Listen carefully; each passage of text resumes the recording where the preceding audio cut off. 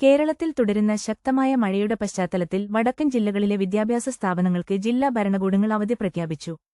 കോഴിക്കോട്, കണ്ണൂർ, കാസർകോട് എന്നീ ജില്ലകളിലെ പ്രൊഫഷണൽ കോളേജുകൾ ഉൾപ്പെടെയുള്ള എല്ലാ വിദ്യാഭ്യാസ സ്ഥാപനങ്ങൾക്കും ഇന്ന് അവധിയായിരിക്കും.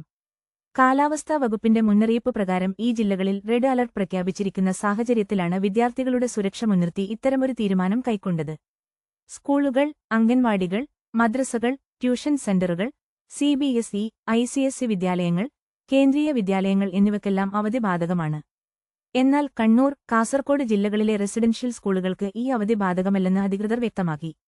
അതേസമയം മുൻകൂട്ടി നിശ്ചയിച്ച സർവകലാശാല പരീക്ഷകൾ, പൊതുപരീക്ഷകൾ, PSC പരീക്ഷകൾ, അഭിമുഖങ്ങൾ എന്നിവയ്ക്ക് മാറ്റമുണ്ടാകില്ല.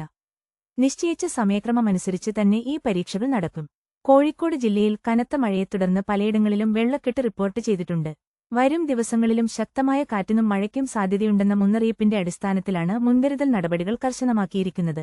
കൂടുതൽ വാർത്തകൾക്കായി ഈ ചാനൽ സബ്സ്ക്രൈബ് ചെയ്യുക.